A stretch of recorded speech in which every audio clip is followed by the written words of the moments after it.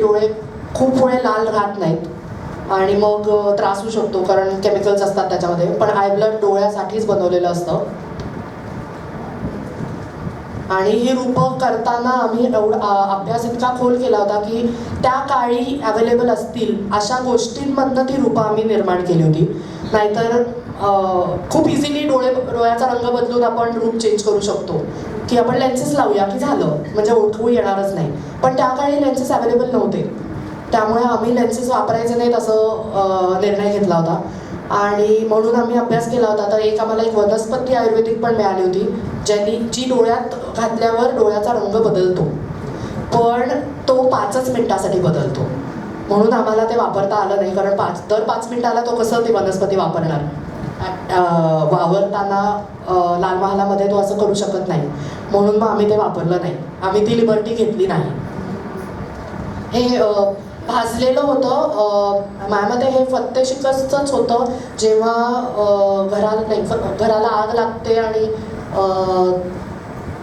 किसना पळून नदीमध्ये उडी मारतो, तेव्हाचं हे होतं.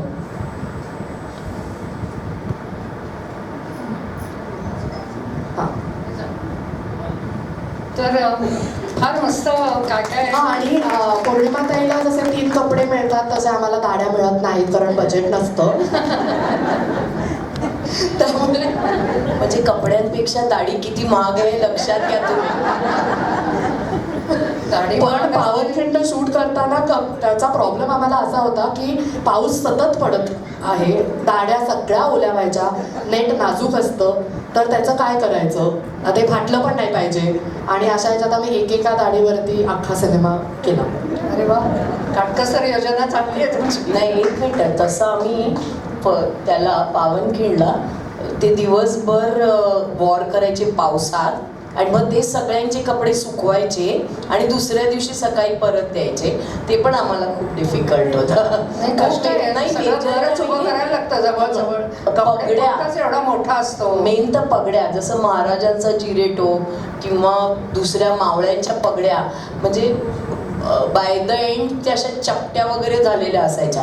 मग त्या परत दुसऱ्या दिवशी, म्हणजे सगळेजण गेल्यानंतर आम्ही 3-4 तास थांबायचो की ते ड्रायर लावून. पगड्यांसाठी 4 माणसं वेगळी, तसं करावंच लागतं, काही पर्याय नसतो. कारण दुसऱ्या दिवशी तेच कपडे त्यांना दिले पाहिजेत, कारण तिथे मार्क लागलेला असतो, चिखल लागलाय, काय लागलंय, तर ती कंटिन्युटी मेंटेन करण्यासाठी करावं लागतं.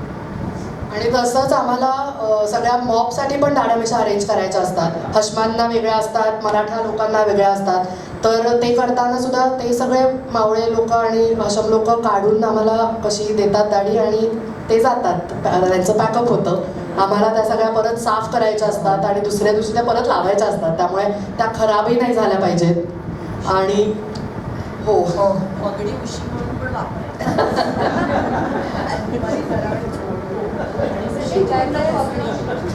पगडी म्हणजे सकाळी दिली तर छान होती. आता नाही, एकदा आपल्याला कॉस्ट्युम दिला म्हणजे आता दिवसभर तो आपलाच झाला, अशा आवेशाने हे पण चालू असतं. एकतर लंच नंतर त्यांना शोधून आणायचे, मग त्यांच्या पगड्या शोधून आणायच्या, आणि मग त्या पगड्याची काय अवस्था झाली ती रिपेअर करून शॉर्टला उभं करायचं. हे सगळं हिचं पण तसं, मिशी कुठेही टाकून आलेले असायचे. वेस्ट बँड जे असतात त्याच्यामध्ये मिशी ठेवायचे, ते की आम्हाला जेवायचंय, मग मिशीमध्ये जाईल सगळं खाणं, आम्हाला जेवता येणार नाही, म्हणून त्याचे खोचून ठेवायचे. आणि मग आल्यावर मिशी हरवली, आम्ही कुठून आणायची दुसरी मिशी. नाही, हे खूप साहजिक आहे, कारण जेवण पण चांगलं पाहिजे ना, गेलं पाहिजे ना पोटात. माझा स्वतःचा अनुभव मी सांगते तुला, कारण कशासाठी आम्ही येतो. मी राहूमध्ये काम करत असताना आशालताबाई आणि माझा सीन होता. आमचा एक सीन झाला आणि मग ब्रेक होता जेवणाचा. तर जेवणाच्या ब्रेकला नथ घालून कसं जेवणार ना, म्हणजे ती तर तेव्हाच्या त्या मोठ्या नथीपर्यंत. तर मी नथ काढून ठेवली माझ्या इथे, खोचून ठेवली आणि जेवायला बसलो. आणि जेवायला झाल्यावर काय पुढचा सीन करायला, तर सीन्सचा ते शब्द बोलणार, आता अगदी म्हणजे म्हणणार तो की चला सुरू कर, ॲक्शन म्हणायचे. आशालताबाई मला, तुझी नथ कुठे आहे, इतक्या ओढत्या होत्या. मी म्हटलं अरे बापरे, नशीब मला आधी लक्षात आल्यामुळे. तर ते इतकं साहजिक आहे, म्हणजे ते मान्य करते की झोपायला पडते काय. आपण थोडं आता जरा वेगळ्या विषयाकडे वळूया. मला मुग्धाला विचारायचं आहे, आता सध्या तू म्हणजे फार फॉर्मात आहेस, एकदम छा गई हो आर पारच्या निमित्ताने. तर अतिशय सुंदर मुलाखती घेतेस तू, म्हणजे सेलिब्रिटीजच्या तर घेतेस, आणखीन इतरही माणसांच्या घेतेस. तर कसं आलं हे तुझ्याकडे काम? आणि याच्यासाठी, कारण हे लिखाण नाही आहे फक्त, हे समोरच्या माणसाच्या अंतरंगात काय चाललंय आणि त्यांनी आजपर्यंत काय केलंय, ही वेगळी नाक आहे आणि हा वेगळा विषय आहे. तर त्याविषयी आम्हाला अगदी ऐकायचंच आहे की आत्तापर्यंतची तुझी आवडती, आत्तापर्यंत झालेल्यांपैकी की कुणाला जास्त मुलाखत घेताना तुला फार आनंद आणि आपण काहीतरी चांगलं केल्याचं समाधान मिळालं, आणि ह्याची तयारी कशी करतेस? आरपार पुन्हा एकदा अश्विनी तेरणीकरचा मला एक दिवस फोन आला, म्हणजे ज्यांचा तो चॅनल आहे लीड मीडिया आणि पब्लिसिटी म्हणून, एक पब्लिसिटी करणारी एक कंपनी आहे. अश्विनी तेरणीकर आणि विनोद सातव असे दोघं जण त्या कंपनीचे ओनर आहेत. तर मला अश्विनीचा एक दिवस फोन आला आणि आमची थोडी ओळख आहे, म्हणजे वर्षानुवर्ष पुण्यात प्रभात रोड वगैरे अशा ह्याच्यातनं आमची ओळख आहे. तर ती मला असं विचारत होती की ज्या काही त्यावेळेला मी 2-3 गोष्टी करत असेल, लिखाण, अभिनय वगैरे, हे सगळं तू एका वेळेला कसं करतेस आणि हे करताना तुला स्ट्रेस येत नाही का? तर मी म्हटलं की येतो, थोडा तर येणारच ना, म्हणजे असं हसत हसत आपण काम करूच शकत नाही. कुठलंही काम करताना कमी जास्त प्रमाणामध्ये टेन्शन म्हणा किंवा थोड्याशा तडजोडी म्हणा, ह्या कराव्याच लागतात. करत नाही असं काही होत नाही. म्हटलं करतोच ना आपण ते, पण ठीक आहे करायचं, त्याच्यात काय एवढं. तर तेव्हा ती मला असं म्हणाले की हा जो ॲटिट्यूड आहे तसा आपण त्या त्या क्षेत्रामध्ये एक 15-20 वर्ष काम केलेल्या स्त्रियांशी बोलून विचारूया का? कारण सध्याचा काळ असा आहे की स्ट्रेस हा एक भयंकर सगळ्यांचा आयुष्यातला महत्त्वाचा प्रश्न शब्द झालेला आहे. तर जसं तू म्हणालीस की येतो, तसं एखादीचं म्हणणं असेल की अजिबात येत नाही, तर असं आपण विचारूया का, बोलूया का? तर तेव्हा हे पॉडकास्ट हे नवीन नवीन यायला लागले होते, म्हणजे मी हे 2023 ऑगस्टमधलं वगैरे बोलते. तर मी म्हटलं करून बघूया. मला आवडतं, मी कितीही तास एकही अक्षर न बोलता ऐकू शकते आणि मला कुतूहल वाटतं आणि मी इथे बसलेल्या प्रत्येकीची मुलाखत घेऊ शकेन आणि मला खरंच जेन्युइनली आवडेल. कारण म्हटलं तर प्रत्येकीकडे काहीतरी गोष्ट असते, प्रत्येकीकडे सांगण्यासारख्या काहीतरी 4 गोष्टी असतात, प्रत्येकाकडे सुद्धा. पण फक्त तो माणूस करावा लागतो, फक्त त्या माणसाला त्या पॉइंटला आपल्याला न्यावं लागतं की तिथून पुढे तो त्याची गोष्ट सांगेल किंवा तिची गोष्ट सांगेल. तर मी म्हटलं करून बघूया. अर्थात सुरुवात मी माझ्या 1-2 मैत्रिणींपासून केली. मनवा नाईकला मी पहिल्यांदा बोलवलं होतं, कारण ती पण प्रोड्युसर आहे आणि अनेक वर्ष मालिका, पुन्हा एकदा वेगवेगळ्या क्षेत्रात काम करणाऱ्या स्त्रिया, असं त्यावेळेला आमचं बोलणं झालं होतं. आणि मला मजा आली, मला आवडलं ते करायला. तेव्हा फक्त अभिनेत्री असं आमचं ठरलेलं नव्हतं किंवा सेलिब्रिटीज असं ठरलेलं नव्हतं. पण हेही मला सांगणं भाग आहे की खूप लवकर आमच्या असं लक्षात आलं की आपण कितीही नाकारलं तरी सुद्धा काही ग्लॅमरस चेहरे दिसल्याशिवाय लोक बघत नाहीत. दुर्दैवाने आपल्यातल्या अनेकांनी अनेकदा असं आम्हाला बोलून दाखवलंय की आम्हाला नाही खरं तर अभिनेत्रींच्या मुलाखती ऐकायच्या आहेत, आम्हाला वेगळ्या क्षेत्रातल्या. पण हा माझ्याचकडे डेटा आहे, कारण मी ते करते. वेगळ्या क्षेत्रातल्या म्हणून आता अश्विनी भिडे, म्हणजे ज्यांना मेट्रो वुमन म्हटलं जातं, मेट्रो वुमन अश्विनी भिडे, ज्या बाईच्या लिटरली मी तुम्हाला सांगते की तिच्या तोंडात माहिती आहे. तुम्ही मुंबईमध्ये किती मेट्रो स्टेशन्स आहेत, ती कुठून कुठे जातात, त्याच्याविषयी वाटेल ती माहिती सांगा, ती बाई घडा बोलून दाखवते. हे त्यांचं कौशल्य म्हणून मी सांगते. मुक्ता पुणतांबेकर असेल, मुक्ता चैतन्य असेल, त्या त्या क्षेत्रामध्ये वर्षानुवर्ष काम करणाऱ्या स्त्रिया. पण ही वस्तुस्थिती आहे की त्यांच्या मुलाखतींना तेवढे व्ह्यूज येत नाहीत जेवढे अभिनेत्रींच्या मुलाखतींना येतात. आणि शेवटी कसं आहे की तो यूट्यूब चॅनल आहे, त्यांनी एक स्टुडिओ घेतला आहे, त्यांच्याकडे एक 7-8 जणांची टीम आहे. ते मुंबईला येऊन जेव्हा स्टुडिओ हायर करतात तेव्हा तो एका दिवसाचा 20,000 रुपयाचा त्यांचा सरळ खर्च असतो. त्या व्यतिरिक्त स्पॉन्सर्स असतात, असंख्य गोष्टी असतात.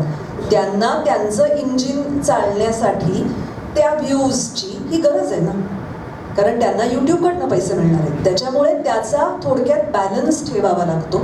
अभिनेत्री लोकांच्या आवडीचे चेहरे, माहितीतले चेहरे आणि अशा स्त्रिया की ज्या चेहऱ्याने लोकांच्या परिचयाच्या नसतील पण त्यांच्याकडे सांगण्यासारखं खूप असेल.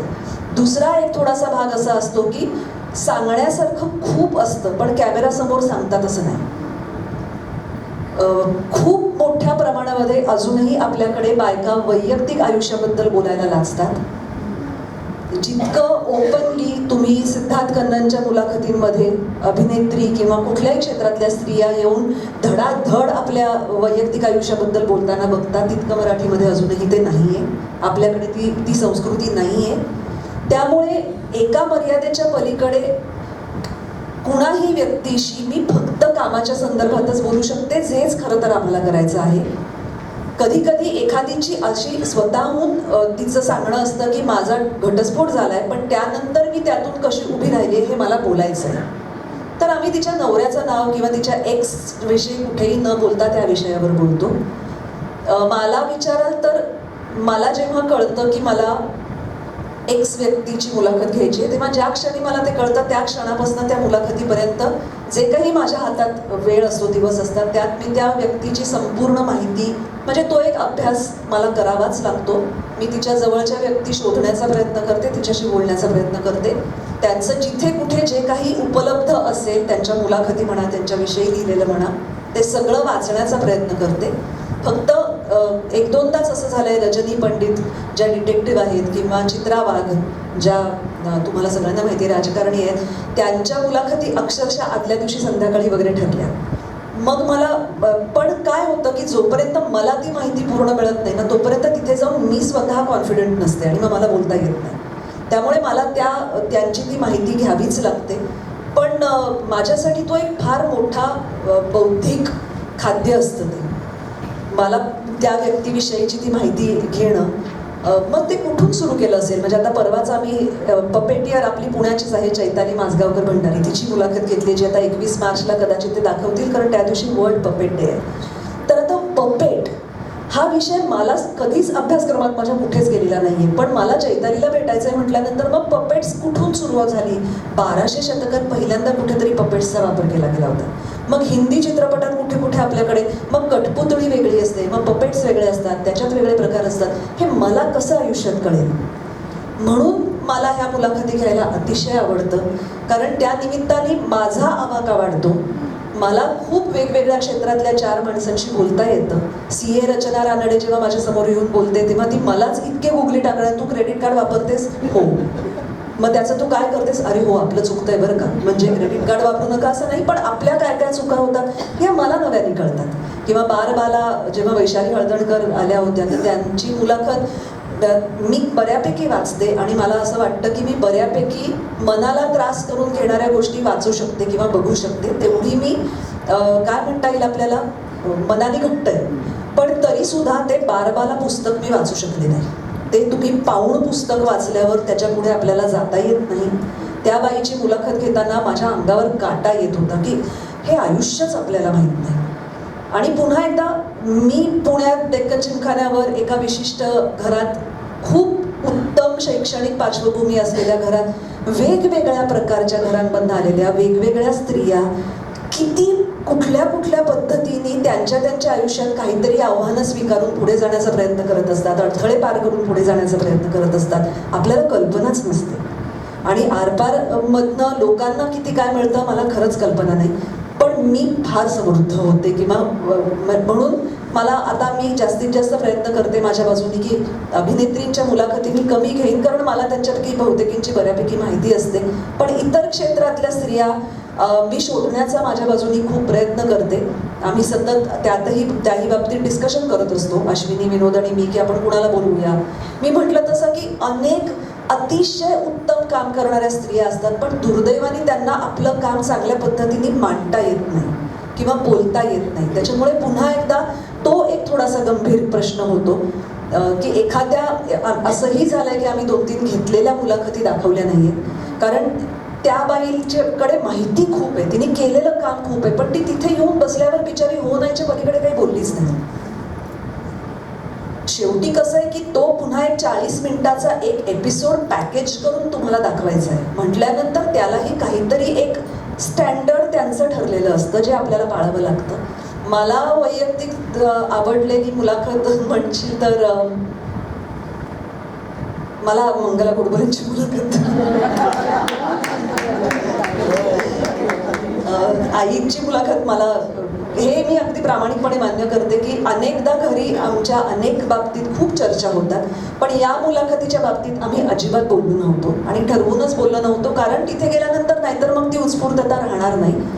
खूप गोष्टी तिच्या त्या दिवशीच्या बोलण्यातनं मला नव्या निकळल्या, किंवा बरेचदा असं होतं की आपण मोघम बरंच बोलत असतो पण त्या पिनपॉईंट करून त्या मुद्द्याला धरून त्या दिवशी तिथे बोलल्या गेल्या, जे मला वाटलं. 6 महिने खरं तर मला अश्विनी तेरणीकर म्हणत होते की मुग्धा तुझ्या आईला बोलवूया, पण मी नको नको म्हणत होते कारण मला मनातनं खूप भीती वाटत होती.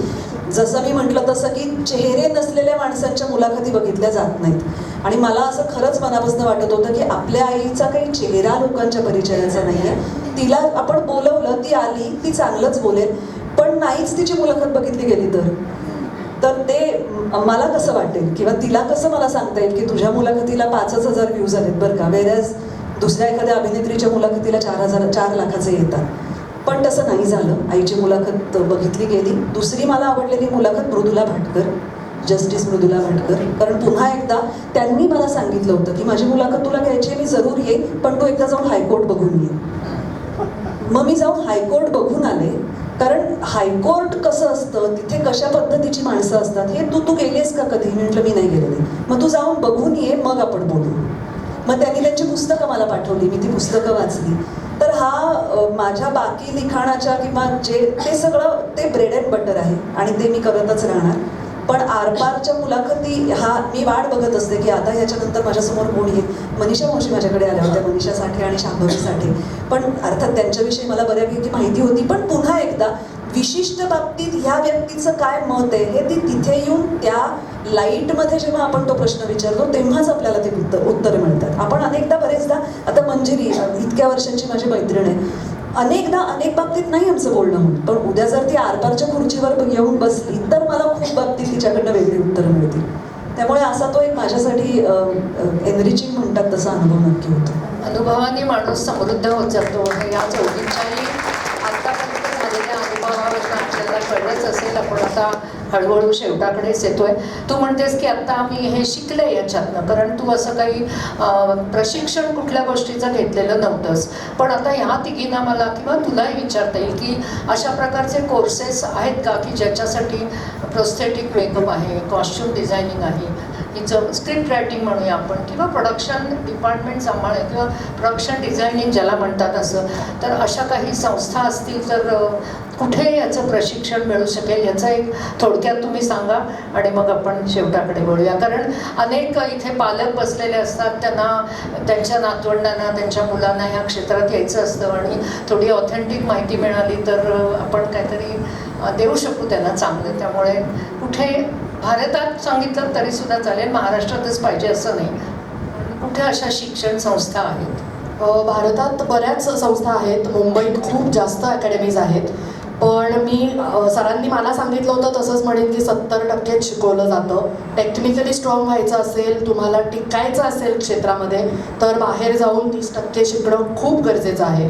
आणि त्याचबरोबर मी आज शिकले म्हणून मी उद्यापासून मला काम मिळालं पाहिजे, मला पैसे मिळाले पाहिजेत, हे चुकीचं आहे. आत्ताच्या पिढीचा हा विचार आहे की किंवा त्यांना असं वाटतं की मी माझं आज मला सर्टिफिकेट मिळालं, मला उद्यापासून काम मिळालं पाहिजे आणि पैसे मिळाले पाहिजेत. पण मला सरांनी स्वतःसुद्धा जेव्हा ते शिकले तेव्हा प्रॅक्टिस करण्यासाठी ते भिकाऱ्यांना समोर बसवायचे पैसे देऊन की मला मेकअपची प्रॅक्टिस करायची, तुम्ही बसा, मी तुम्हाला पैसे देतो, असं करून त्यांनी प्रॅक्टिस केली. आणि तसंच मी सुद्धा 4 वर्ष विनामूल्य काम केलं आणि मग मी पैसे कमवायला सुरुवात केली. हाताखालनं जेवढे चेहरे जातील तेवढी तुमची प्रॅक्टिस झालेली असते, तेवढे वेगवेगळे फीचर्स तुम्हाला कळतात.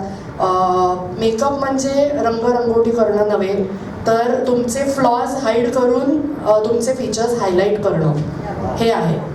तर लोकांना तेच माहिती नाहीये. लोकांना असं वाटतं मेकअप म्हणजे काय, काही बाकी करायचं नाहीये आयुष्यात म्हणून मेकअप करतात. पण अजूनही असं आहे हे, आणि माझ्या बाबतीतही हेच घडलंय. म्हणजे पूर्वी होतं असं नाही, अजूनही घडतं. माझं शिक्षण माझं BA झाल्यानंतर मला विचारलं होतं, मी BA फ्रेंच केलं, आणि त्याच्यानंतर मला विचारलं होतं माझ्याच मैत्रिणींनी की मग आता पुढे काय करणार आहे, जेव्हा मी ऑलरेडी काम करायला लागलेली होते. मी त्याच्यानंतर MA मास्टर्स पण केलं फ्रेंचमध्ये. माझं शिक्षण मी पूर्ण केलं, पण मी फ्रेंचमध्ये काही न करता ह्याच्यातच कंटिन्यू केलं, कारण ही माझी आवड आहे. आणि मला असं वाटतं की प्रत्येकाने आपली आवड जोपासायला पाहिजे, आणि कुठलंही काम कमी नसतं. त्यामुळे त्याच्यात तुम्ही जर मला सरांनी आणि अॅनाटॉमी पण शिकायला सांगितली होती. स्किन अॅनाटॉमी किती महत्त्वाची असते हे मला आता प्रॉस्थेटिक्स करताना जाणवतं, की त्यांनी मला त्यामुळे सगळे ब्युटीचे कोर्सेस करून स्किन अॅनाटॉमी शिकायला सांगितली होती. तशी मी ती शिकले, आणि मग मी पुढे 30% जे होतं ते शिकायला गेले, तेव्हा मला त्याचा खूप फायदा झाला.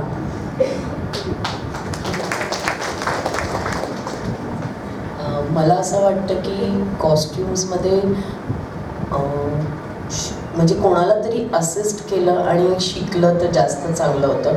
कॉस्ट्युम डिझायनिंग म्हणजे फॅशन डिझायनिंग केलं तर तुम्हाला रंगसंगतीचं खूप छान ज्ञान येतं, पण मग ते कसं कुठे वापरायचं ते शिकण्यासाठी तुम्हाला नक्कीच कोणाचं तरी असिस्टंट असणं जरुरी आहे असं मला वाटतं. सगळ्यात महत्त्वाचं ठरवायला लागतं की तुम्हाला काय करायचं आहे, की म्हणजे आत्ताचे फॅशन करायचं आहे का कुठलं कॅरेक्टर्स म्हणजे हिस्टॉरिकल जसं मी करते तसं करायचं आहे, आणि त्याप्रमाणे सगळ्यात महत्त्वाची गोष्ट आणि अशी चिकाटी आणि काम करण्याची म्हणजे कन्सिस्टन्सी इज व्हेरी इम्पॉर्टंट.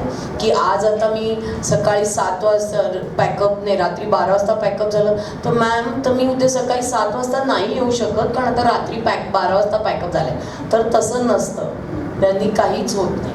तुम्हाला पॅकअप झालं की तुमचं आवरायचं, जायचं, परत यायचं दुसऱ्या दिवशी 7 वाजता, त्याला काही पर्याय नसतो. पण त्याच्यात एक गंमत असते, म्हणजे मला तर खूप आवडतं, म्हणजे मला आता त्याची खूपच आवड निर्माण पण झाल्यामुळे. पण तुम्हाला त्याची आवड निर्माण होणं खूप जरुरी आहे, की किंवा जबाबदारी समजणं की उद्या सकाळी मी वेळेवर नाही पोचलो किंवा पोचले तर हे प्रॉब्लेम्स होऊ शकतात. तर त्याच्यासाठी खूप म्हणजे मी ड्रेस दादाला सांगितलं आहे की ते कपडे काढून ठेवतील, तर तसं नाही होत, तसं करायला लागत नाही. किंवा मी सेटवर उभं राहिलं तर हे काम माझं छोटं आहे आणि हे काम मोठं आहे, त्याच्यासाठी मला हाच माणूस लागतो असं नाही. आर्टिस्टनी चप्पल काढून ठेवली आहे तर ती प्रॉपर्टी आपली आहे तर ती उचलायला लागते. मग त्याच्यासाठी मी लहान मोठा मी कोणतरी आहे तर तसं न समजता ते शिक्षण घेणं खूप जरुरी आहे. तर लाँग रनमध्ये खूप फायदा होतो त्या गोष्टींचा. त्याच्यामुळे आणि इमिजिएट की म्हणजे कोणी मला तर असं आठवतं की मी एकदा 5 आमची एक फिल्म होती त्याची 5:30ची शिफ्ट असायची सकाळी, आणि मला आता सवय लागली की रात्री 1-2 वाजता फक्त मोबाईल बघायचा की कोणाचा काही मेसेज नाही आहे ना, कधी कधी शिफ्ट चेंज होते किंवा काय. तर माझ्या एका असिस्टंटचा मेसेज आला होता, मॅम माझ्याकडे उद्या माझी कुत्री सांभाळायला कोणी नाही आहे तर तुम्ही जा त्या शिफ्टला. सो मी म्हटलं बरं झालं मी रात्री बघितलं, म्हणजे मला सकाळी उठून पटापट जायचं आहे. तर कारण they will call me, they will not call her. तर ही जबाबदारी समजणं जरुरी आहे की आपण जायचं आहे तर आपल्याला घरातल्यांना समजावणं की बाबा आज मी गेले तर माझं काम संपल्यावरच मी परत येणार आहे. कारण मी मोहिंजोदाडो नावाची फिल्म केली तर मी जानेवारीच्या 20 तारखेला भुजला गेले, ते मी 22 मेला परत आले, 5 महिन्यांनी. सो पण मला आवडत होतं, मला काही हे नाही, पण असं पाहिजे की तुम्हाला माहिती आहे की ही जबाबदारी आपली आहे तर ही पूर्ण केली पाहिजे. कारण प्रत्येक गोष्ट आम्ही नेहमी असा विचार करतो की आज 2 तास फुकट गेले तर प्रोड्युसरचे पैसे किती खर्च होतात, त्याचबरोबर आर्टिस्ट त्यांची मेहनत सगळ्यांची A to Z एवढं एक 100 छोटंसं युनिट असेल 100 लोकांचं तरीसुद्धा त्या सगळ्यांची मेहनत आजची फुकट गेली तर कठीण आहे. म्हणजे हे असं ते समजणं जरुरी आहे. म्हणजे जास्त करून अनुभवातनं हे शिक्षण तुम्हाला मिळत जातं.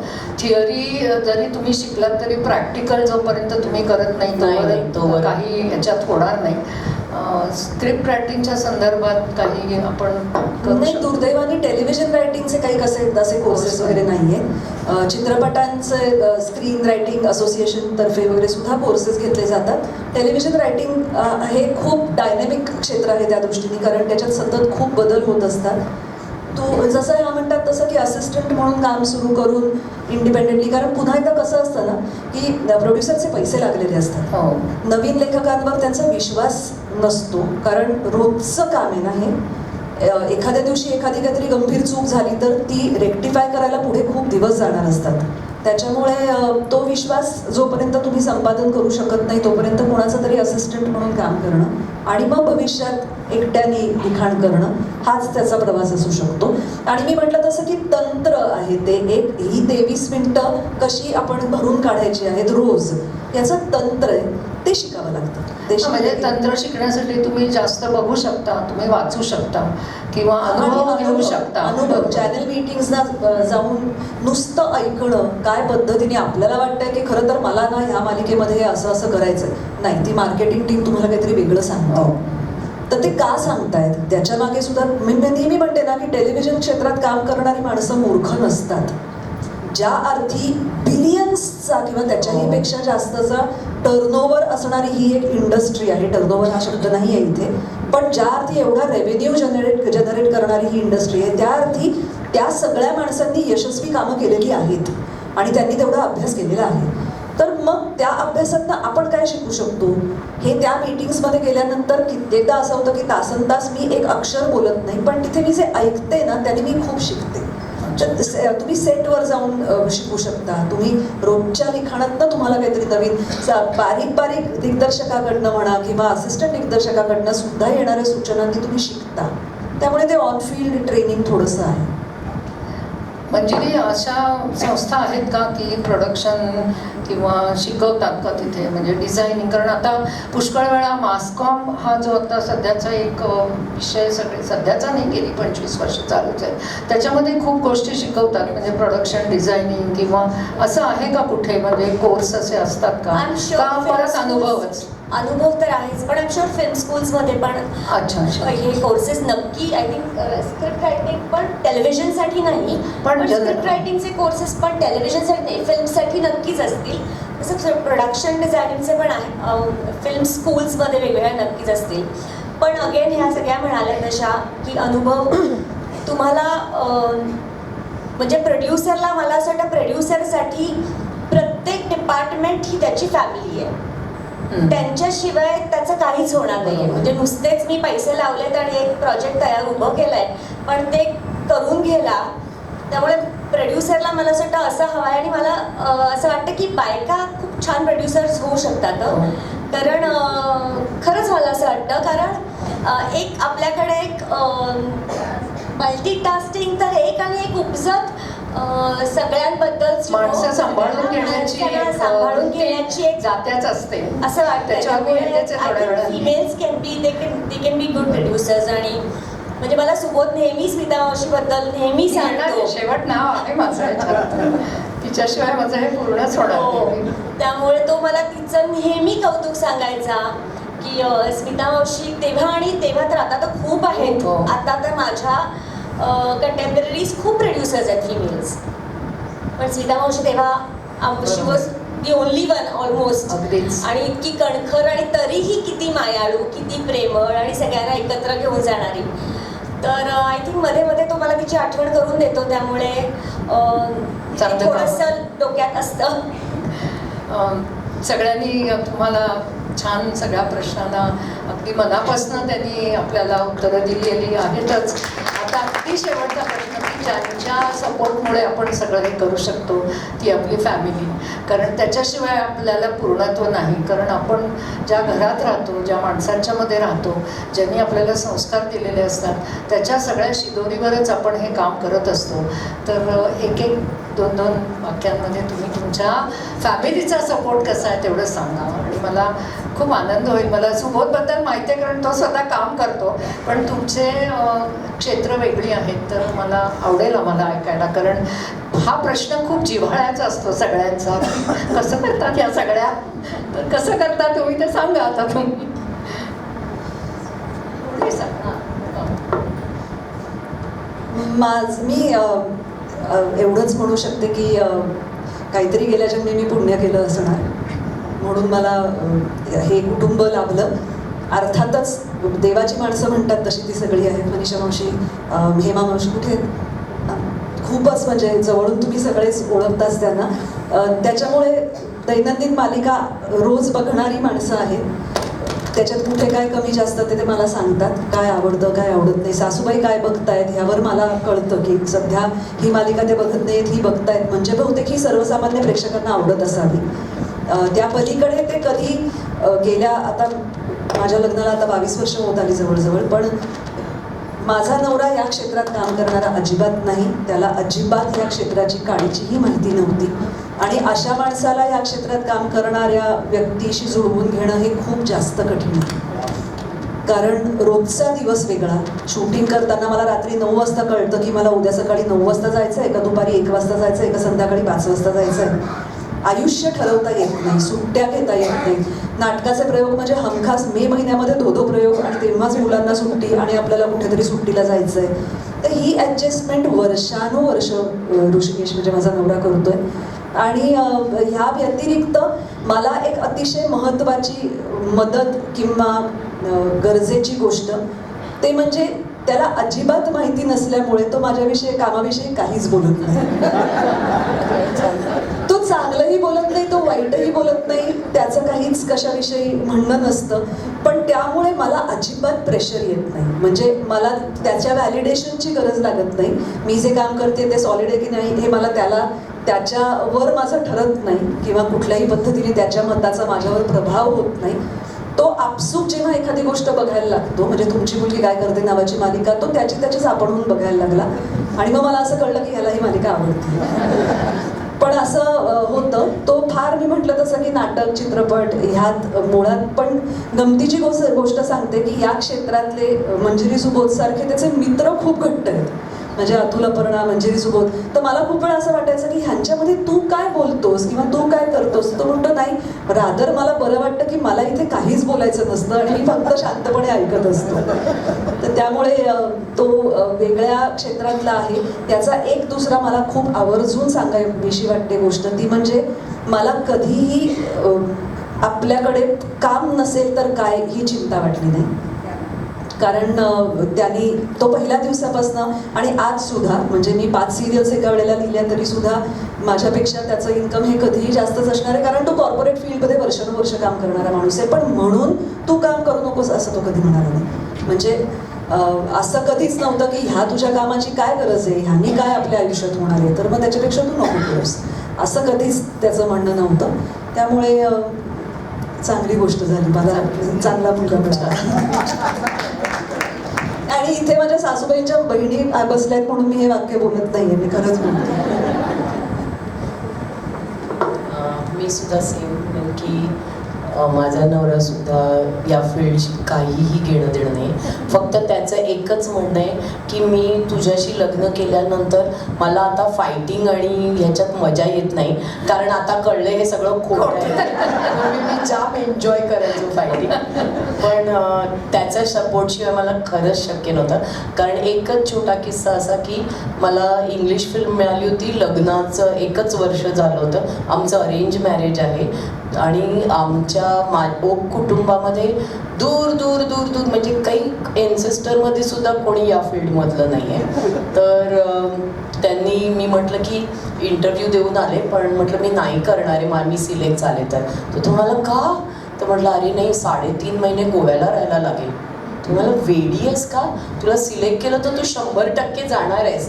आणि मला खरंच कॉल आला आणि he was the one. He said की नाही, मला काही ऐकायचं नाही, पटापट बॅग भरायची आणि चालू लागायचं त्या फिल्मसाठी. त्यामुळे ती मी फिल्म करू शकले. आणि मग नंतर तर मी बिंदासच झाले, जसं म्हटलं तसं 5-6 महिने वगैरे पण गायब व्हायला लागले. पण त्याच्या सपोर्टशिवाय ते खरंच शक्य झालं नसतं. आणि म्हणजे सतत असं असतं की मी 99.90% वेळा मी कुठल्याही फंक्शनला अवेलेबल नसते.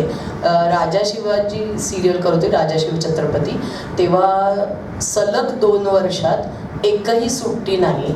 सकाळी 6ला घरातून बाहेर पडायचे आणि रात्री 11 वाजता गाडी मला घराच्या खाली सोडून जायची.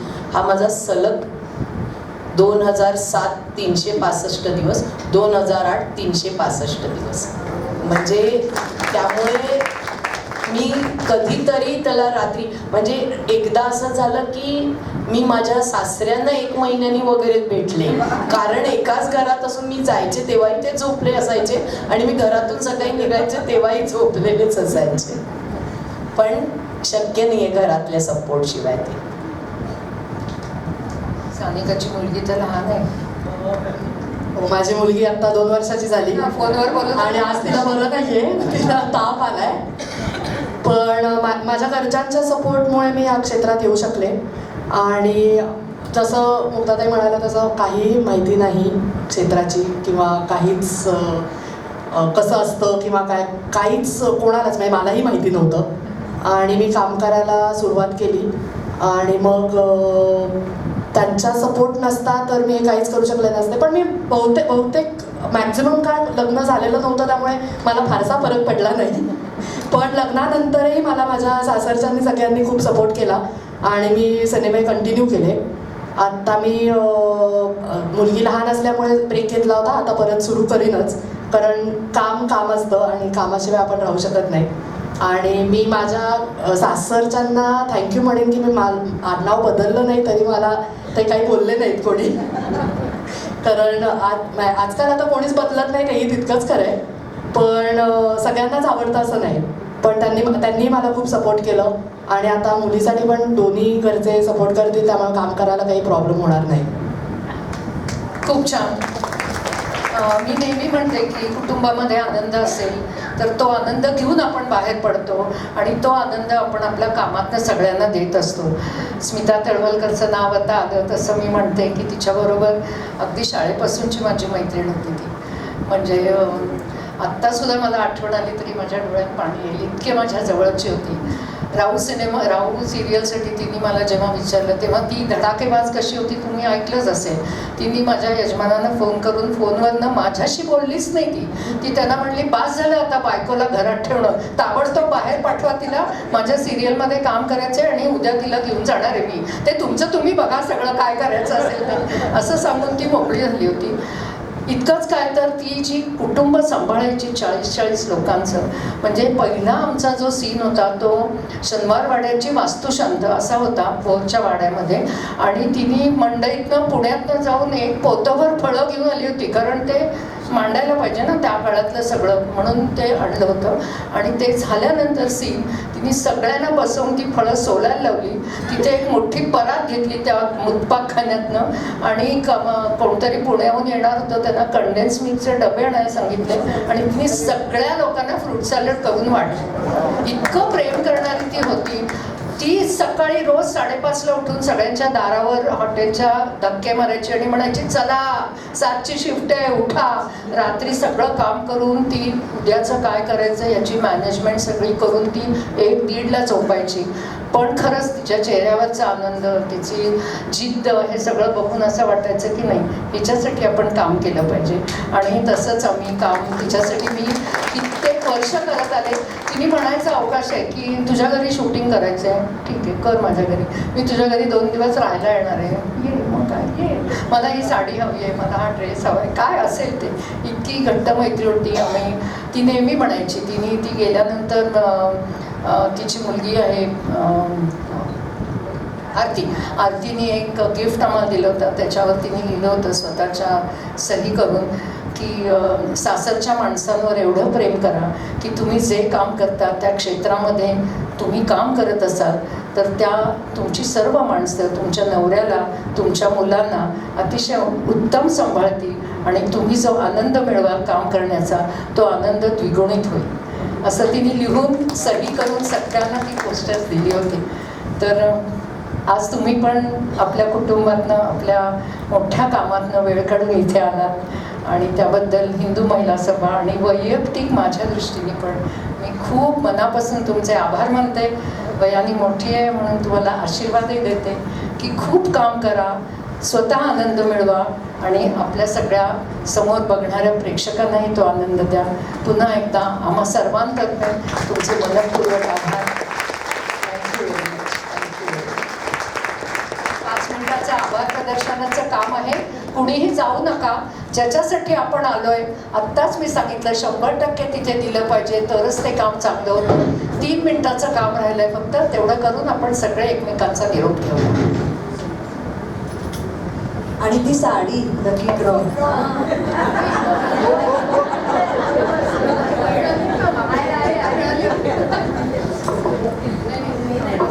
मी आठवण करून दिली फक्त, म्हणजे थांबता.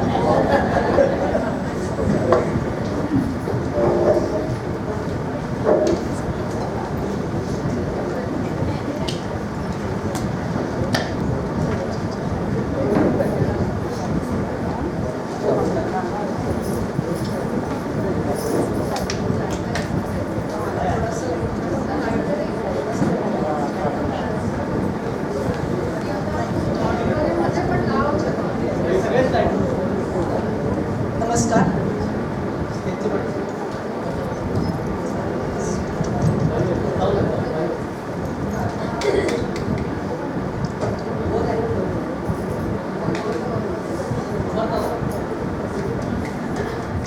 नमस्कार. सगळ्यांना महिला दिनाच्या खूप खूप शुभेच्छा. आज आपण पडद्या पलीकडची ती या कार्यक्रमातून आज कलेच्या एका वेगळ्या बाजूची आज आपल्याला जाणीव झाली. म्हणजे जसं पडद्यावर आपण काम बघतो त्याप्रमाणेच पडद्याच्या मागे जीव तोडून काम करणारे ह्या सगळ्या चौघीजणी यांची आपण आज मुलाखत ऐकली. त्यामुळे आज मला असं इथे म्हणावंसं वाटतंय की आपण कलेचा कार्यक्रम पाहिला नाही तर कलेमागील तीला आज आपण जाणून घेतलं. आणि खऱ्या अर्थाने मला असं वाटतंय आज मुग्धाताईंनी आपल्याला लेखन आणि अभिनय क्षेत्रातील आपला समृद्ध अनुभव त्यांनी आपल्यासमोर मांडला. मंजिरीताईंनी निर्मिती क्षेत्रातील ध्यास आणि सातत्य याचं प्रेरणादायी वास्तव काय आहे, खरंच आपल्याला हे सर्वसामान्य लोकांना माहिती नसतं, तर ते वास्तव त्यांनी आज आपल्यासमोर उलगडलं. पौर्णिमा ओक यांनी वेशभूषा या कलेमागील सर्जनशीलता आपल्याला खऱ्या अर्थाने समजावून सांगितली. आणि सानिकाताईंनी प्रॉस्थेटिक मेकअप या क्षेत्रातील कौशल्य आणि मेहनतीची सुंदर झलक आपण जी बघितली ती त्यांनी खरंच आपल्याला खूप आश्चर्य वाटलं ती बघून की कसं काय हे होऊ शकतं. तर ते बघितल्यामुळे आपल्याला ते पटलं. आणि ह्या सगळ्या अनुभवांना एका सुंदर धाग्यात गुंफून सहज आणि मनमोकळ्या शैलीमध्ये मांडण्याचं काम आपल्या लाडक्या शुभांगीताईंनी अगदी समर्थपणे केलं. ह्या सर्व मान्यवर स्त्रियांनी आपल्या कार्यातून केवळ यश मिळवलं नाही, पण आपल्याला ज्या क्षेत्रात कोणी येऊ शकतंय अशांना प्रेरणा देण्यासाठी त्यांनी खूप सगळ्यांना मार्गदर्शन केलंय. त्यामुळे मी परत म्हणेन की कॅमेरा जिथे थांबतो तिथूनच ह्या स्त्रियांचा खरा प्रवास सुरू होतो. आणि इतकं भरभरून ह्या चौघीजणी बोलल्या. शुभांगीताईंनी त्यांना बोलतं केलंय. आपल्या मनातले सगळे प्रश्न खरं त्याची उकल मला वाटतं झालेली आहे. त्यामुळे या तुमच्या चौघींचे खूप हिंदू महिला सभेकडनं खूप खूप मनापासून आभार मानते. शुभांगीताई अर्थात तुम्ही आमच्या आहात, पण तरी पण इतकं सुंदर ह्या सगळ्यांना बोलतं केल्यामुळे तुमचेही मी मनापासून आभार मानते. आणखी एक महत्त्वाची गोष्ट, हा इतका उत्तम सुंदर कार्यक्रम आज झालाय, तर आजचा हा सुंदर आणि प्रेरणादायी कार्यक्रम साकार होण्यासाठी आपल्या सहप्रयोजकांचं जे सहकार्य लाभलेलं आहे ते अत्यंत मोलाचं आहे. त्यांच्या सहकार्यामुळे आणि ह्या सांस्कृतिक अशा ह्या प्रेरणादायी उपक्रमांना आम्हाला बळ मिळतं. आणि असेच उत्तम उत्तम कार्यक्रम करण्यासाठी आम्ही परत परत नव्याने हे कार्यक्रम करत असतो. हिंदू महिला सभेच्या वतीने आज महिला दिनाचा रंगला सोहळा खास. माया सिल्कच्या साड्यांनी सन्मानाला मिळाला सुंदर असा साज. आणि गोडबोले कुटुंबियांच्या परफ्यूम लीजने दरवळला सुगंध खास. वस्त्ररूपमची लकी ड्रॉसाठी साड्यांची साजेरी साथ. जो कुटुंबीय आणि सिल्क अँड सॅटिनच्या प्रायोजकत्वाने मिळाला आर्थिकतेचा हात. तर असे आमचे सगळे प्रायोजक, त्यांचे मी मनापासून आभार मानते. आणि आमचे साऊंडचे इथलं सगळं साऊंडचं की जो इतका उत्तम कार्यक्रम तुमच्यापर्यंत पोचला ते श्रीपाद थेटे. आत्ता प्रोजेक्टर ज्याच्यामुळे आपण सगळं काम बघू शकलो त्यांचे प्रसाद कुलकर्णी आणि महाराष्ट्र कल्चर सेंटरचे अक्षय, दिगंबर, किरण, अमर आणि इथले सगळे ज्योत्स्ना भोळेचे सर्व कर्मचारी यांचे मी मनापासून आभार मानते. आणि खरंच आज तुम्ही श्रोते हो इतके उत्तम प्रकारे साथ दिलीत आणि इतका भरभरून प्रतिसाद दिलात, तुमचेही मी मनापासून आभार मानते. आता आपण शेवटच्या टप्प्याकडे येतोय की ज्याची आपण उत्कंठेने वाट बघतोय, तर तो लकी ड्रॉ. तर मी बॉक्स आणायची विनंती आमच्या कार्यकर्त्यांपैकी कोणाला तरी करते.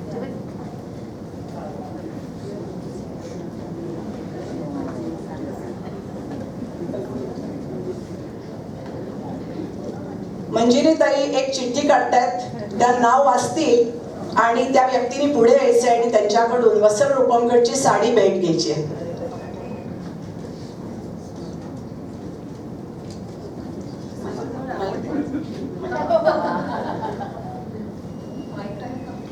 सौ वासंती आपटे. अरे वा.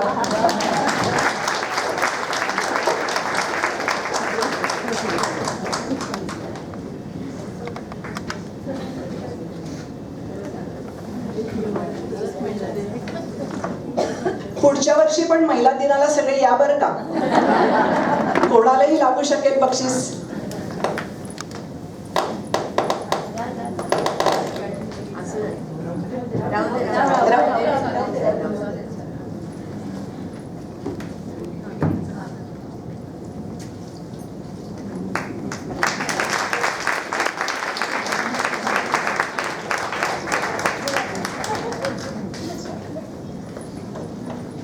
पुढची चिठ्ठी मुग्धाताईंनी काढावी.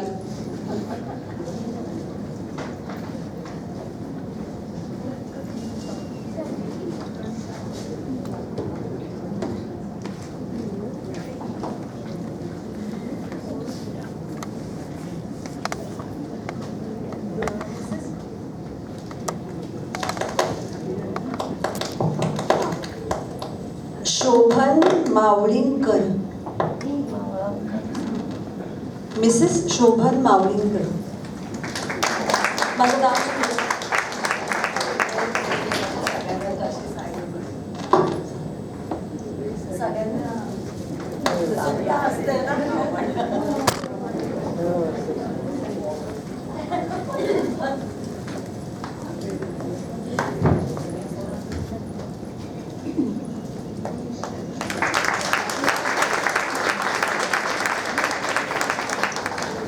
त्याच्या पुढची चिठ्ठी पौर्णिमाताईंकडे.